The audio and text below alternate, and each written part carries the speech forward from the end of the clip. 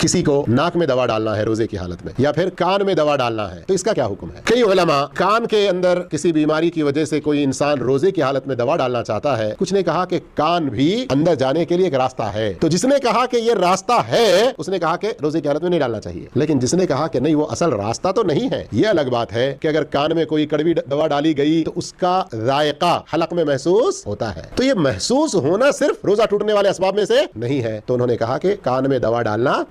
جائز ہے۔ تب آپ کیا کہیں گے؟ پھر آپ روزے کی حالت میں آپ کے سامنے مسئلہ آ گیا، کوئی تکلیف آپ کے کان میں ہوئی، اب دوا ڈالنا چاہتے ہیں، کیا کریں گے؟ تو کہیں گے آپ کو یہ محسوس ہوتا ہے کہ کان میں سے حلق تک، حلق سے نیچے اترے گا تو نہ ڈالیں، یا اگر آپ سمجھتے ہیں کہ نہ ڈالنے سے جان کا خطرہ ہے تو روزہ توڑنے کی گنجائش، لیکن زیادہ درست بات یہی ہے کہ یہ کان کے لیے یا حلق میں سے نیچے اترنے کے لیے یا پیٹ میں بطور غذا کے جانے کے لیے نہیں ہے راستہ، اس لیے کوئی حرج کی بات انشاءاللہ نہیں ہے۔ اور ہم سب جانتے ہیں کہ ناک یہ غذا کے لیے بھی ایک راستہ ایمرجنسی کا ہوتا ہے، اور ڈاکٹر لوگ پیپ وغیرہ ناک کے ذریعے داخل کر کے غذا پہنچاتے بھی ہیں، تو ایسی صورت میں کیا کرنا چاہیے؟ تو اس کا مسئلہ یہ ہے، اگر کسی آدمی کو روزے کی حالت میں ناک میں دوا ڈالنا بہت ضروری ہو گیا تو وہ اتنی ہی کوشش کرے، جیسے آج کل کیا ہوتا ہے موسم وغیرہ کی تبدیلی کے موقع پر کچھ لوگوں کو ناک بالکل بند ہو جاتی ہے نا، خطرات آتے ہیں، ڈراپس جو ناک میں ڈالے جاتے ہیں، تو وہ اگر ناک میں صرف اتنا کہ اس کی گھاٹ پہنچ کے آپ کی ناک کھل جائے تو کوئی حرج کی بات، اگر خطرہ ہے کہ نہیں وہ حلق سے نیچے اترے گا تو پھر بچیے اور احتیاط کیجیے، اسی میں بہتری ہے۔